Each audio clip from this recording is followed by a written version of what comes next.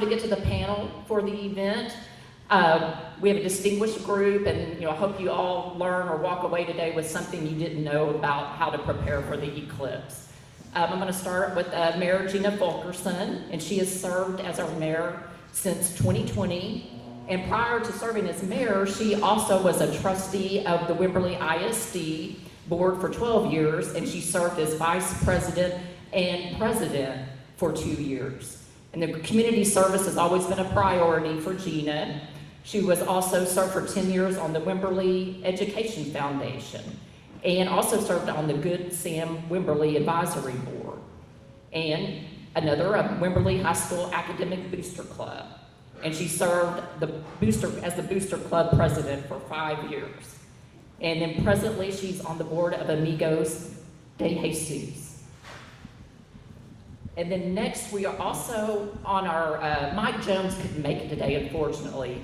He is the director of the Office of Emergency Service for Hays County.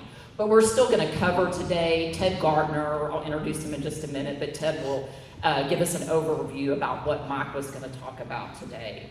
And we also have Dawn Davies on the panel. She's with the Hill Country Alliance, a nonprofit organization focused on raising public awareness and building community support around the need to preserve the natural resources and heritage of the Central Texas Hill Country. As Night Sky Program Manager, she also works with volunteer groups and local leaders across the region to promote the importance of night sky preservation and eliminate light pollution. She is a NASA Eclipse Ambassador and also a Solar Eclipse Activities for Libraries Eclipse Expert, and she heads up the Hill Country Eclipse team. And then also as our moderator today is Ted Gardner. He's with the City of Wimberley, Public Relations and Community Liaison for the Eclipse. And he will be moderating today, and he was recently retained in this position. He also provides marketing services for Wimberley Valley Radio and Trinity University, his alma mater. And previously, Ted was the Director of Corporate Communications at Garmin International. He collaborated with C-level executives daily to direct brand management, corporate positioning, crisis and cybersecurity communication and marketing. So please, would all of our panelists please come forward? And please give them a round of applause. Well, thanks everybody for showing up. I'm really excited that there's such interest in Wimberley for the eclipse. Hopefully by the end of this presentation you'll understand that there's a lot of interest in this eclipse, around the Hill Country and across the nation. It's a really special time, and we're really lucky to have this eclipse here in Wimberley in the next 47 days. A few housekeeping notes. This session is being videotaped thanks to Alan Brugman with the Wimberley ISD, so that's another shout out. Appreciate them helping out with doing that. This will be posted to YouTube. We're going to encourage you to look on the Chamber's website and everywhere else. Try to get this out, try to get all of this information out as much as possible to people around the community. The more people know to prepare for this, the better off. Let's see. If you registered, you're going to receive an email with 3 flyers. So there are 3 one-page flyers. One is how businesses can prepare, one is how residents can prepare, and one is how out-of-town visitors can prepare. Again, please, these are not top secret documents. Please share them widely, with your community, your friends, neighbors, everything else. There's also going to be QR codes. That's great. Everybody see that? QR codes at the end of this presentation. So if you want to snap those will lead you directly to those same flyers. Afterwards, I want to remind everybody, Dawn Davies and the Hill Country Alliance, they're going to have some solar viewing, so you can go out there and safely look at the sun. Not many times you can do that, but with Dawn here, she can help us out with that. There will be plenty of time for Q&A at the end, so please hold your comments until then. Hopefully we will have answered most of your questions by the time this is over. And finally, the folks from across the hallway said, while you're here, vote. So, basically, we're going to talk about three different things here. It wouldn't be a presentation unless you're getting a little science and history. So that's how we're going to start out. And then basically we're going to evolve into Wimberley's plans for the eclipse weekend, what the city is planning on doing and how you can coordinate with that. And finally, number 3, recommendations for business, residents, and visitors. So, I'm guessing most, if not all of you, were around for the eclipse on October 14th. That was called an annular eclipse, and you saw a lot of those funky little leaves on trees and that sort of thing. The reason that it didn't get completely dark is because the moon was far enough away from the sun, it didn't block out the sun entirely. The way that my non-science mind thinks about this is if you pull a dime out of your pocket and you point it at the sun way out here, it's going to hurt. But if you bring it all the way up in here, it's going to block the sun. Don, you, I'm sure, have a lot more scientific, but that's how I think about it. So that's the main difference. It's going to be completely dark here, folks, for 2 minutes, 2 seconds on April 8th at about 1:35 p.m. It's going to take about an hour to get completely dark, and it's going to take about another hour for it to be completely non-occluded. And that's just because the moon is closer to the Earth. During that 2 minutes, 2 seconds, that's the only time that you can view the eclipse. You can take your glasses off. Unlike the one in October, it's going to be dark, stars are going to come out, wildlife is going to react to it. It's going to be a really cool place, especially with the fact that Wimberley is a dark skies community. That's a real calling card for Wimberley. So that's another really exciting thing. This won't happen again in the United States until 2044. And that won't be in Texas. That'll be in Canada and North and South Dakota. So this is probably the last one. This is the last one we will see in Texas for a very, very long time. I regret to inform you that the next one in Texas, I won't be here to do this presentation. This, I think, is important for people to understand. And this is the path that the eclipse goes. It comes in from Mexico, Piedras Negras, Uvalde, then it goes kind of through Kerrville. This is the mean line. This is the 2 yellow lines are the path of totality. So anything in there, it's going to be dark. But the green line means that's where it's going to be the darkest, the longest. So the green line in the middle is more or less 4.5 minutes of total darkness. Where we are, that little star, that's 2 minutes. So that's kind of where it's going. And it's going to go all the way up into Canada and kind of through Maine. So kind of draw that line up there. Interestingly, earlier this week, Delta announced that they were booking a flight only for the eclipse where you depart from Austin at like 12:30 and you land in Detroit at like 4:30. So that plane during the middle of the day is basically going to take that entire route up through darkness in the middle of the day. Kind of cool. $700, which is actually kind of a deal for the eclipse in the greater scheme of things. This I wanted to put up here from Dr. Kate Russo. It's important. This is not something that Wimberley said, hey, let's go out and bring everybody from God's green earth into Wimberley. That's not what we're doing. They're gonna come. They are coming. They're going to be here. Really what we're trying to do is mitigate those plans and make sure that everything works as well as we possibly can. So for those of you that might think, well gosh, why are we having all these people come in? They're going to come in whether we're prepared for them or not. So this was the last total solar eclipse. I don't know if any of you remember it. It didn't go through Texas, but I was up in Kansas City at the time, and it went through there. It's a big darn deal. I mean, we're talking about anything from 7 to 15 and a half hours of traffic. Wimberley's a great destination anyway, so there's people that are going to be here, and when they want to tie in the eclipse with, just a nice visit in the hill country.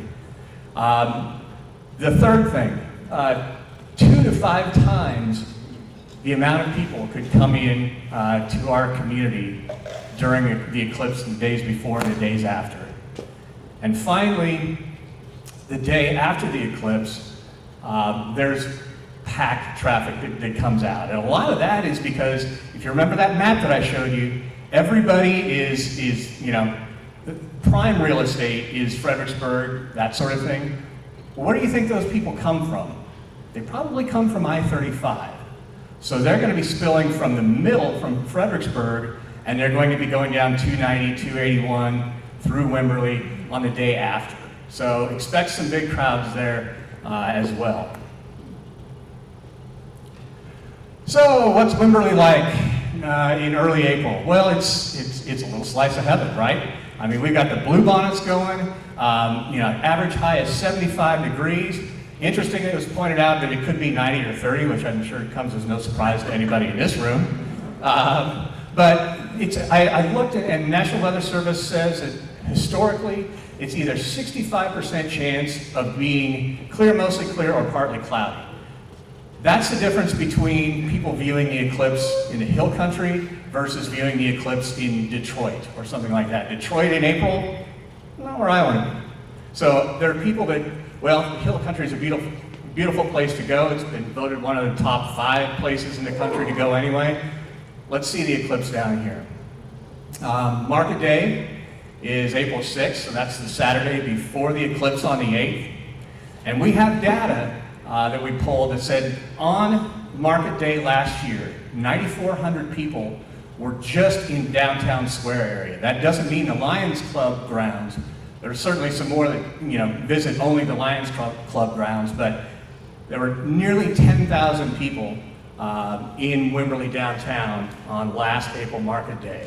Now, remember that I said, or that research that said that places between double and 5 times?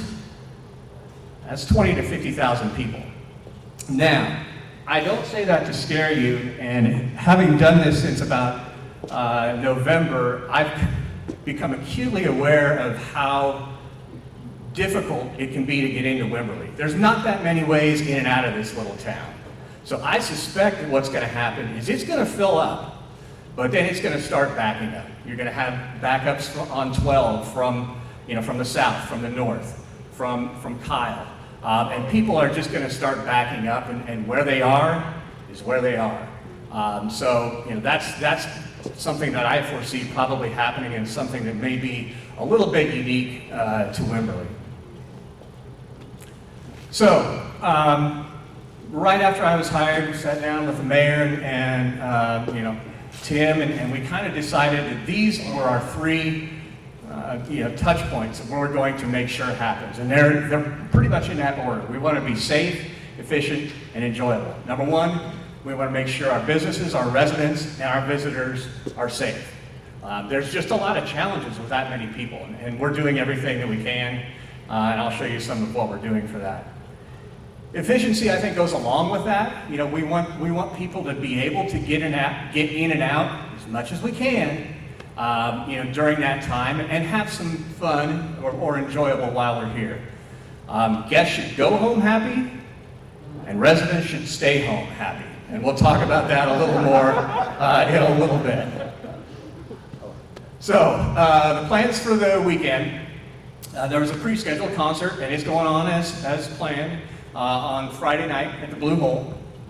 Saturday is when the fun begins. The barricade company is going to start coming in and putting up barricades. We're going to begin closing the square, the quarter shops, and Old Kyle Road.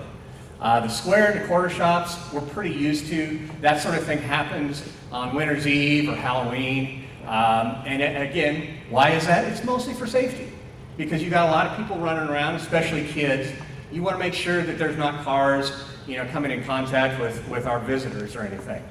And I'll get to Old Kyle Road a little more on you know, our rationale for that. Along Old Kyle Road, we're going to station a few food trucks because if we have 10, 20, or more thousand people, our restaurants are going to be having all the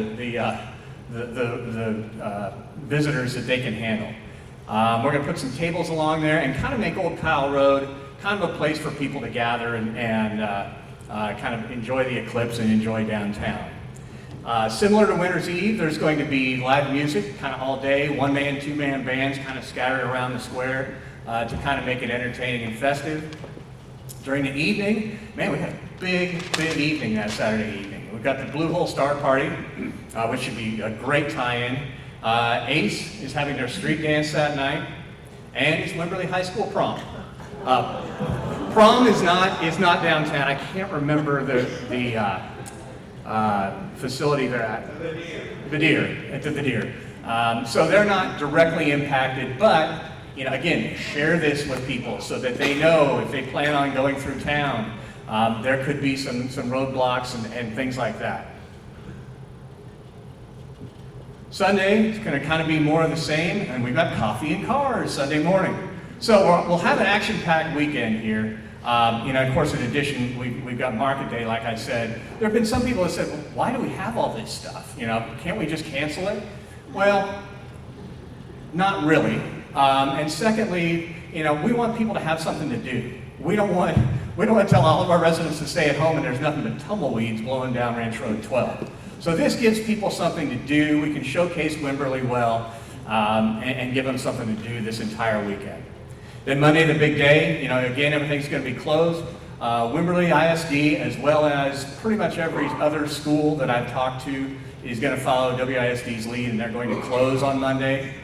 And then, the eclipse hits at about 1:35.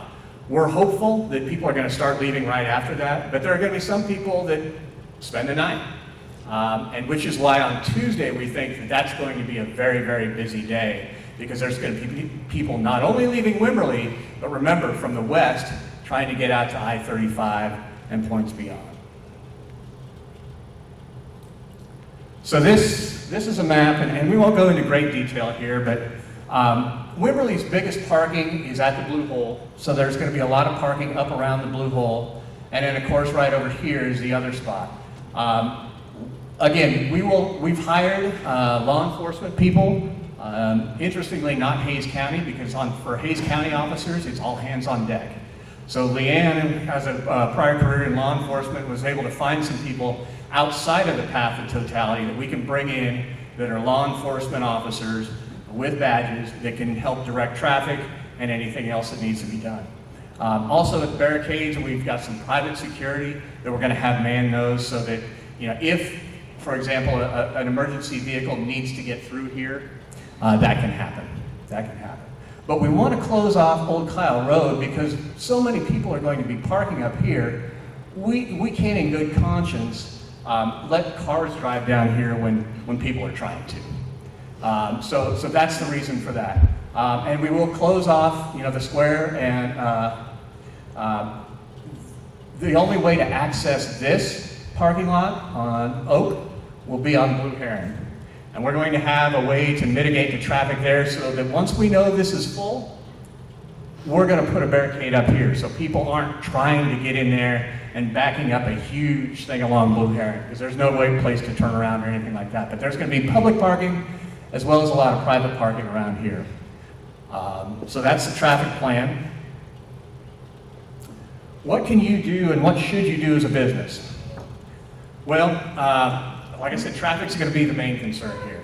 You're probably going to want to get your people in early and plan on them staying late.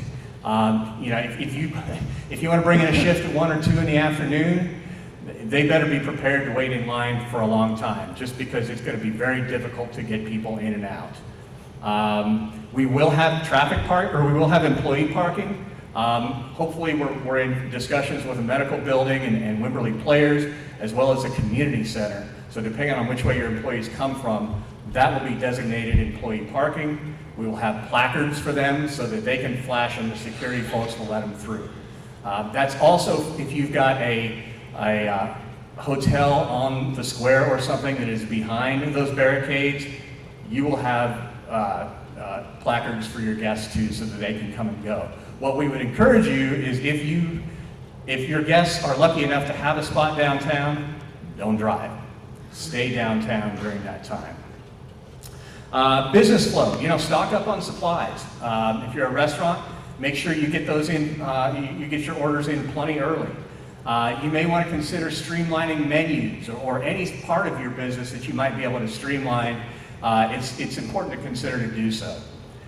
There may be wireless disruptions here. It's very possible that everything could be so overloaded that you can't get a cell phone call out. We've been told that if there's a 911, those always take priority, so they always hop to the front. But plan on that. A lot of our point of sales are electronic, so make sure that you got those up and running. What I learned a few weeks ago was that a lot of the little square point of sales or that sort of thing, if they don't have wireless, they batch them and they save them on the terminal, and then they send out those transactions when you do have wireless. I didn't know that. I'm not sure if that's something that you may want to look into for your business to make sure that sort of thing, you can do that. And also cash.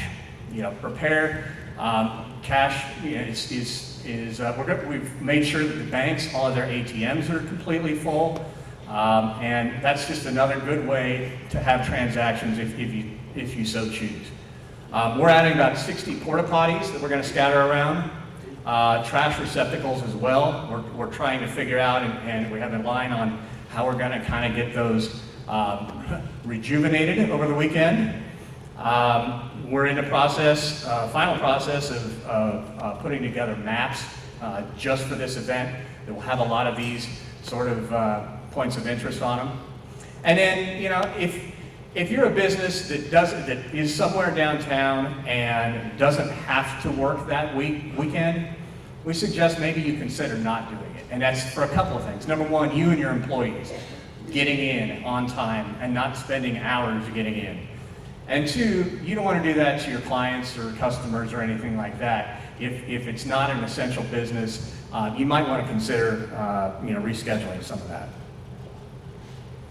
And again, for residents, consider if you've got appointments downtown, you may want to reschedule those if at all possible. Stock up on groceries, gas, prescriptions if you've got them. We all know what H-E-B and Brookshire Brothers looks like in the days before a storm. Well, we usually only have 4 or 5 days notice for that. I'm giving y'all 47, okay? So make sure that you stock up on that sort of stuff ahead of time. We've been talking about it. Mr. Crusham here talks about having a 72-hour plan. This is a great way to do that. Make sure that you have 72-hour supplies of whatever you need. I talked about earlier, sometimes the internet or wireless may go down. KWVH is a place to go for that. That is truly, the mission of KWVH is to provide information during a challenging time like this. And really, the most important thing for residents is consider having fun at home. If at all possible, it's going to get every bit as dark in your backyard in Wood Creek as it is in downtown Wimberley. We're not telling you to stay away. If you want to come down, if you like market day crowds, really like market day crowds, you can come down. That's fine, but just know what you're up against. And then finally, for visitors, most of our lodging is sending out these flyers, but we wanted you to know it as well, and you'll get these in an email. Park it, prepare to walk, prepare to, dress appropriately. It's amazing that people don't watch the weather, but if it looks like it might be 90 degrees, prepare for that. If it looks like it might be rainy, prepare for that too.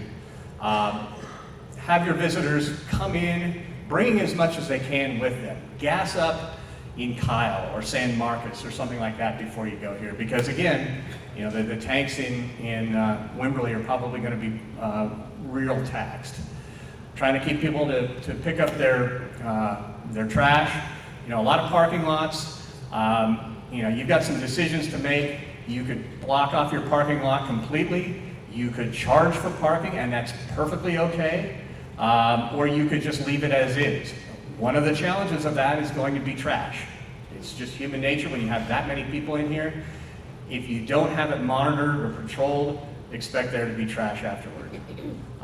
We're educating the public about purple fences. We got a lot of international visitors that don't understand, certainly the Texan concept of property rights.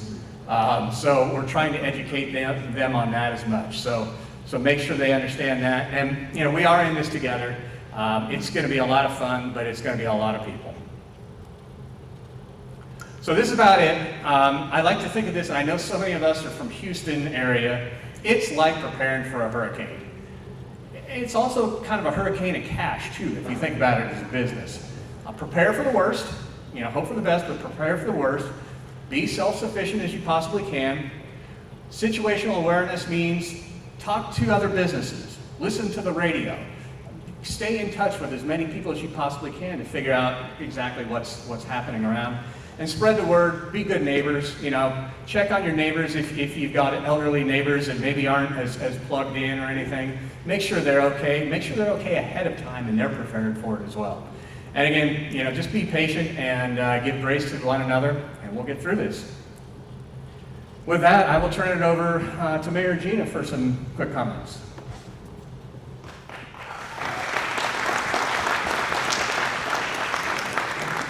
Well, I first want to thank Ted Gardner and Leanne Kirby and our whole staff at the city. They have really helped my sleepless nights. And I want to thank council for all the backup and also for approving Ted coming on board. He is just here to do everything he can and to work with the city for the things that he mentioned, to make sure that we have our ducks in a row and that we're prepared. And sometimes a hurricane, you think it's coming right at you and it kind of takes a little turn one way or the other. I'd be crazy if I said I know how many people are going to be here. None of us do. But as Ted said, we're preparing for the maximum that we've heard or, just not knowing. But if there are less people and people say, oh, y'all made a big deal out of this and it's not what you said, that'll be okay with me. I'd much rather it be that way than we weren't prepared and something happened. So for quite a long time, we've been working with our emergency preparedness group that is together and with Barnabas and with all of our first responders, with Ken Strange, with EMS, with the fire department, and with Hays County Office of Emergency Services, because the City of Wimberley is small and those entities are independent and they are how we survive on not having a property tax, basically, and by this community and nonprofits. And so a few years back, we started an emergency preparedness group, and the city developed a plan on paper. There were always plans, and this community always came together like they did after the flood, but it's just more systematized now. We have more things in place, like the shelter at Barnabas and at the First Baptist Church. We've had things in the last few years, like our freeze, like our, potential flood. It's been a while since that's been as bad as it was in 2015. Thank goodness we haven't had that. But we've also had the fires. So part of our challenge is how do you manage and be prepared for that when maybe the first responders themselves will not be able to get across town. So that was prepared for as well by virtue of they'll be kind of stationed around. But what I really want to emphasize is that your own personal preparedness and that of being able to help out your neighbors will prevent calls to EMS or the fire department. So please do everything that you can ahead of time to educate yourself, to take care of your own space and your neighbors, so that if it's a minor emergency and you can manage it, you do that you have everything you need, that you have your medicines ahead of time, that you are able to help your neighbors, that you have your food supplies, fill up your gas. And not on Thursday before, but as soon as you can, and keep every tank full that you have. Those sorts of things will keep hopefully help you not to be inconvenienced, but also help that we don't run out of gas in our local gas supplies. We're making sure those get filled ahead of time too. So as you can imagine, there's so many things to remember and to think about, but that's why we have a whole team. And we're about to hear from the Hill Country Alliance expert that has been doing lunches that are virtual, and different ones have covered different subjects. We've been meeting with the Hays County Emergency Office there and with Mike Jones, and they've provided us backup, and we're working with CERT. I just want you to know this is something that we're really trying our best to go smoothly and to be a great benefit to our businesses. And I think just to clarify, when he said, don't come downtown or don't open your business, he doesn't mean like if you're the wine shop wherever you are, you know, you're going to be, it's a big opportunity for you. But if you have something that maybe isn't consumer oriented or whatever, that may be a different story. So just if you don't have to get out, don't. And if you do, and if it's an opportunity for you, then our chamber and our city and Leanne and Ted want to make sure that we help you figure out some of the logistics. So I don't know that we have every answer today, but we have come such a long way, and I'm so grateful that we are as far along as we are. The map that's going to come out is going to show people where they can park legally and where good viewing spots are. So if there's anything you're planning, like you decide on your property that you want to open it for parking and charge, let them know as soon as possible so that it can be on the written map. Because then people won't be driving around and creating more traffic. They'll know where to go. So thank you everybody that's helped so much with preparedness, and thank y'all for coming and listening and helping us get there where we need to be for the event. Thank you very much. I'm going to turn it over to Dawn Davies from the Hill Country Alliance.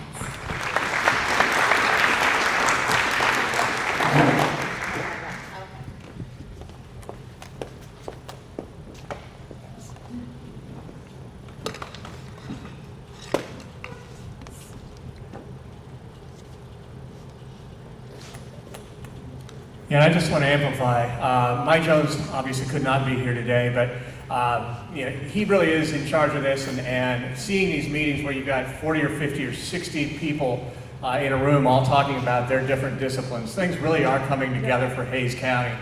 He's sorry he couldn't be here, but he was in a meeting trying to figure out how he was going to deploy the National Guard to Wimberley, but no, I'm kidding. I'm kidding. I am kidding. But yeah, no, things really are coming together as a county as well. So we're grateful for that. And here's Dawn. Thank you so much.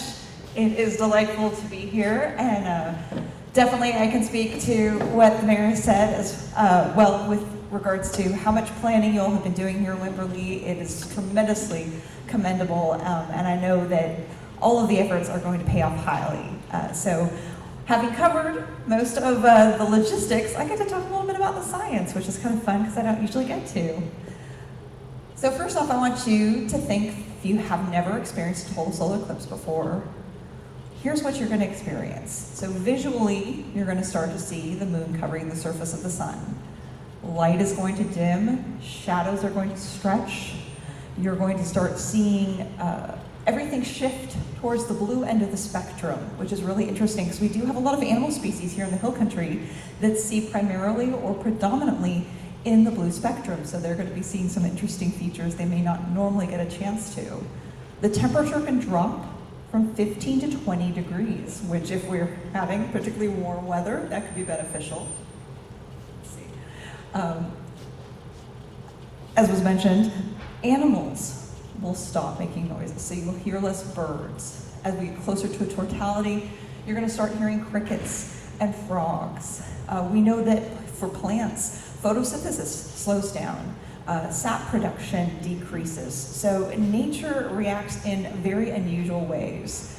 And this is a very unique event for us, for the rocky planets. We're the only rocky planet in our solar system that experiences total solar eclipses, and it's because of the ratio of the distance and the size of our moon to our sun.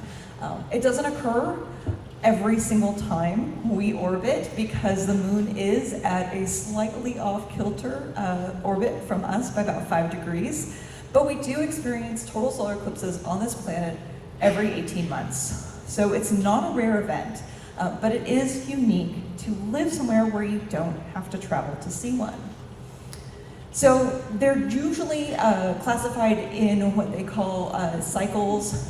So we are actually in a specific cycle of eclipses, and these vary from year to year based on our relative position with our moon and with our sun. They're called a Saros cycle. So we are in Saros 25. And as was mentioned earlier, we experienced an annular eclipse back in October 14th of last year. Now, I do love the analogy you gave with the dime, although I do not advocate for using that and looking at the sun, unless you're wearing solar safe glasses. But for the purposes of the total eclipse, you do want to make sure that your glasses are off during totality, or you will not experience the magnificence of this event. What's interesting is how far back we are able and have been able to classify eclipses and determine their time frame. As far back as 3,500 years ago, scientists of the time were able and speculative of about 50% accuracy of total eclipses. And since then, scientists alike have predicted eclipses, and believe it or not, for centuries, a vast majority of eclipse chasers have actually been female scientists and females in general. And Ted had mentioned one in particular, Kate Russo, who actually was here in the Hill Country in October. She is an amazing eclipsophile or eclipse chaser and a psychologist who talks about the experience of being in totality and being in the shadow. And she will actually be here in the Hill Country again in 47 days, and it will be her 14th total solar eclipse. So she is a true chaser. And what makes this unique in a sense is because in the 20th century, in this country, we had 18 total eclipses that occurred, but none of them here in Texas.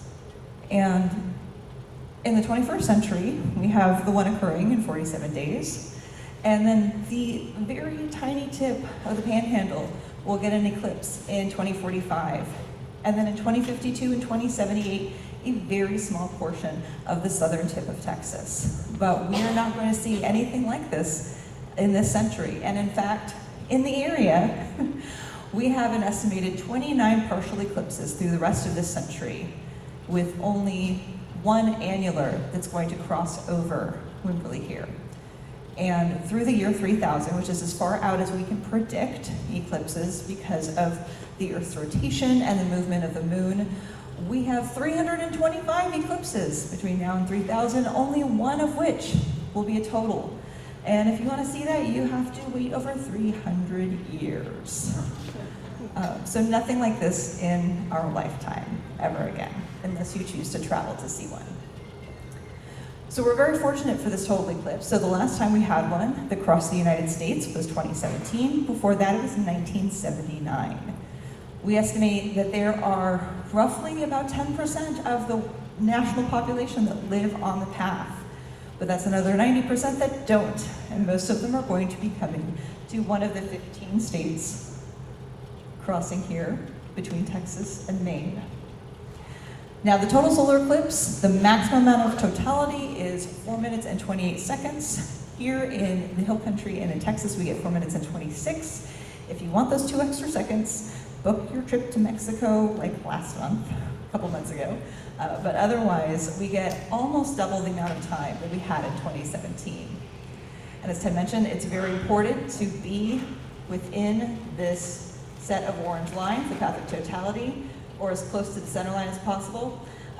Being outside of that path, 99.9% is not totality. It is not ideal. It is not the maximum experience. And the best analogy I've been given to date, and I love this, being outside this path of totality is akin to putting your family, your kids in a car, driving to Orlando, Florida, to the gates of Disney World, and then turning around and going back home. There's no point. So you're well situated here in Wimberley. Stay in the area, or if you do seek that extra time frame, get as close as possible to the center line. So a lot of opportunities and potential for this eclipse, economically, financially, educationally, from media exposure, both local level to national and global level.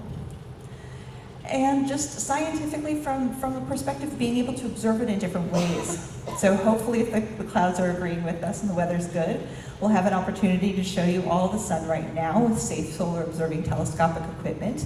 But I also have punch cards and some other ways that you can observe the eclipse indirectly. Ted was mentioning, looking through the breaks in the trees and the branches and the leaves is a really neat experience that doesn't require solar glasses and doesn't have to be looking directly towards the sun. So there are a lot of different opportunities and ways to experience the eclipse. So through different types of filters, whether it's white light filters or hydrogen alpha filters, which is the type I brought today, you can see different features of the sun.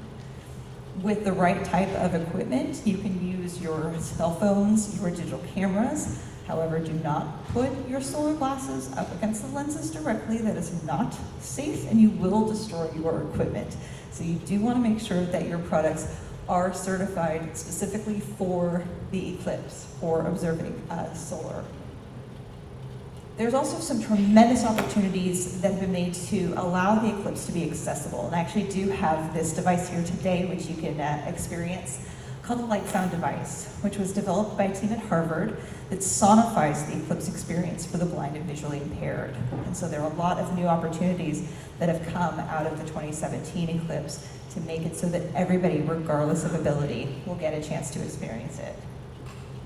And there are a tremendous amount of scientific opportunities, citizen science, ways that non-professional scientists, that you folks, that kids, that teachers, anyone and everyone who wants to, can participate in submitting information, in taking down data and experiences that you have for the eclipse and submitting that for future generations to relate to.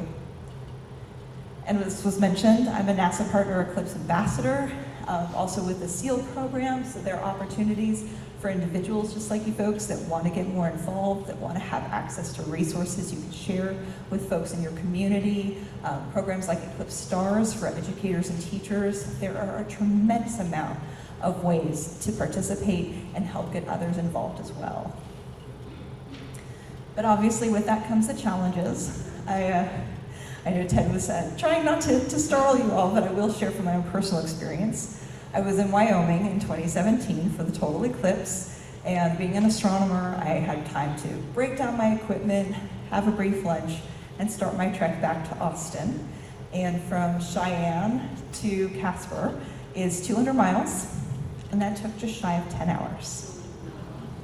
So if you do not have to go anywhere, if your guests or people visiting the community don't have to go anywhere right after the eclipse, we're encouraging folks to come for the sun, stay for the stars. Because the best time to do solar observing during an eclipse, the best time to observe the night sky, as the folks from the Wimberley Dark Sky Committee can tell you, it's during a new moon. So you can only have a total solar eclipse during a new moon, and that affords a great opportunity to take advantage of the night skies, especially considering you all are a dark sky community here. So back to that whole safety aspect in the glasses. This is a photo from a gentleman who used solar glasses on the end of his binoculars to look at a solar eclipse. And these might be a little hard to see. These tiny little pinpoints are where the sun burned through the film. Because you need solar protection on your equipment, not just your eyes. Fortunately, he was just fine, did not go blind, but it is imperative to take care of your eyes. There's so many things that could go wrong, from headaches to ocular retinopathy. It's not worth the risk. So make sure you have, who doesn't have their solar glasses yet? All right, a few hands. I believe some are being sold at the back. So get yours now, because I'll tell you, the closer you get to the eclipse, the harder they are going to be able to find. In fact, I had somebody reach out to me from the city of Wimberley right before the annular eclipse and drove up the Friday before to pick up solar glasses for her community, about 100 solar glasses. I had a gentleman drive up Friday afternoon traffic from San Marcos to pick up 5 pair because he couldn't find them anywhere. So get them now, get them for yourself, get them for your family, get them for your neighbors, make sure you have them on stock. So weather. Really, April is a perfect storm scenario, perfect time for this eclipse. As Ted was mentioning, the bluebonnets are out, the wildflowers are out. It's peak bird migration season. The bats are starting to emerge. The weather's not too hot, not too cold, and it will be clear skies. Find some wood around here. And the weather predictions that are coming from our meteorologists, especially taking into consideration El Nino weather, is forecasting us to have a really great potential for clear skies. And that is predominantly in the Texas state. So anywhere else on this path, the chances are not as lucky. So it's why we're anticipating, at least into the state of Texas, upwards of 1 million visitors And we're foreseeing that around 500,000 potentially just into the Hill Country alone. So we at Hill Country Alliance have been convening folks since October of 2020 for quarterly roundtable meetings. We started some lunch and learn sessions last year. Our next one is actually on Tuesday of next week. We'll be talking about emergency management. And we have a portal with a lot of this information, documents from other communities like Carbondale, Illinois, who provided us with some great lessons learned from 2017, because they're also going to be on the path in 47 days. Thankfully, we only have to do it here once. But we try to put as much resources on there, including information about our partners. We do have a countdown clock too, for anybody that needs to be reminded on a regular basis of how close we are getting. And out of our Hill Country Eclipse team, we have over 600 members across 23 counties and across 60 cities, which Wimberley is one of them. It's been heavily involved in our convenings. And just here's an example of those communities that are involved. As I mentioned, we have lunch and learns going on through the end of next month. We're also going to be convening special sections for communities that want to help contribute information. We'll be putting together a document that will be sent on to other communities on paths of totality in the future to help inform them, as we've been so fortunate to be informed by other communities. We're also putting together a program that will allow us to collect solar glasses with the help of Astronomers Without Borders. We estimate across the Hill Country we could have upwards of 750,000 to 1 million glasses that after April 8th aren't going to be put to much use. So we're working with communities and with partners to collect those, vet those, and forward those on to students, to youth in other states and other countries, so they will have an opportunity to have that accessible to them. Thank you so much.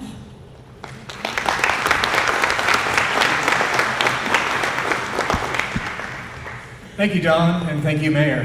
Dawn's going to quick scoot out and set her telescopes up and get ready for that. So I know we're heading into 1 o'clock here. I want to be respectful of your time, but if there are any questions, raise your hand and I'll try to listen. I'm hard of hearing, but I'll go ahead. I heard about a lot about 12 and Old Kyle Road. What about 23, 25 going out toward the ranches? Nothing, and mostly that's because we don't have jurisdiction over those. The city has jurisdiction over Old Kyle Road, but that's considered a county highway or a state highway, which is the same way with 12. So we can't really do a lot on closing anything or anything like that. That's up to the county and the state.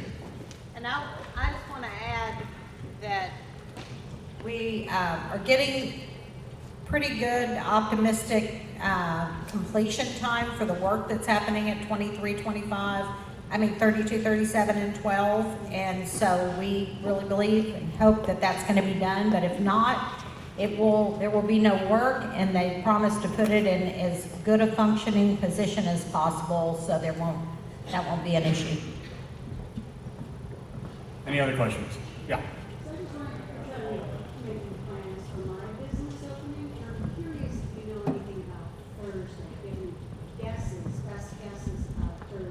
Thursday prior. Yeah, the question is, what do we know about Thursday prior? And again, I always have to caveat myself, but I would imagine that Thursday is probably going to be okay. I would bet that Thursday is going to be better than Tuesday after. I would say that if you're planning on bringing anything in or anything, Thursday would be your drop dead date for that, whether it's supplies or whatever. What about what? Shuttles. What about shuttles? We get that a lot. And we looked at it, we really did, guys, but we can't guarantee that a shuttle would go any faster than you could walk or anything in traffic. And again, that's because these are county and state roads, and we don't have we can't park the waters there to get a bus or anything in and out. Now, for employee parking or something like that, if somebody needs help getting from the community center or from the Blue Hole area, we will have a limited number of golf carts that we can bring people into downtown. But that's probably more on it. You kind of let us know in advance. We haven't worked all that out yet, but we're kind of trying to make accommodations for that.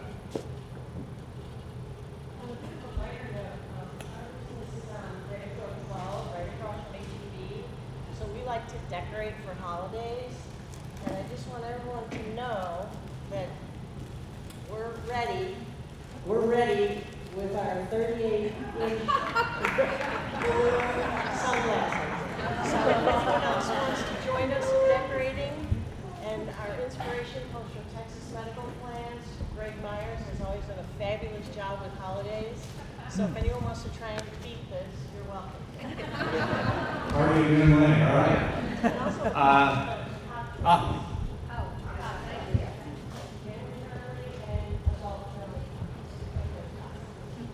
Anything else?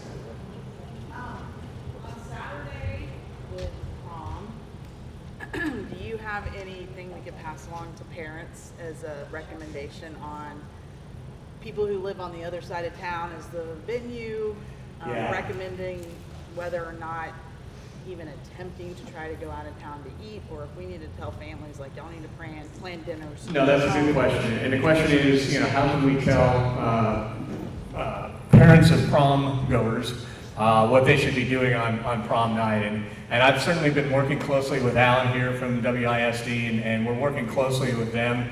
And yeah, we need to come up with a more defined thing on that, but that's on our list of things to do. And yeah, we will definitely make sure. Alan's been real good with getting the word out to families and that sort of thing. And again, this is a community effort, and it's kind of a you just pass it along when you hear of something, but we're going to try to utilize WISD for that as well and have some clear advice. And I would just say, as a parent, probably it's going to be pretty hard for them to find a place to eat. So, you could do Sorry.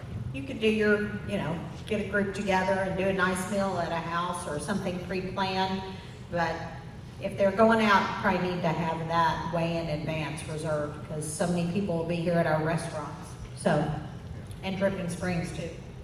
Yeah, Dripping Springs isn't going to be any easier. It's going to be about the same boat as we're in. Anything else?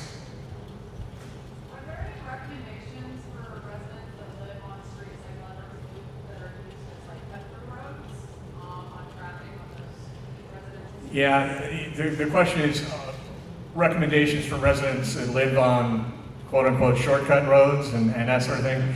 Yeah, that's going to be difficult. Again, Hayes County and the constables are going to be deployed in full force. There's no vacation time, no nothing. So they're kind of in charge of that. But as Mike Hayes would probably tell you, that they've got a lot of that in mind, and they're stationing themselves around so that they can get to any place that they need to get to as quickly as they possibly can. For example, there's a couple of gas stations in town that are going to have a couple of tanks that are specifically for law enforcement and first responders. So they will be as mobile as they possibly can be for something like that. Anything else? All right, thank you all.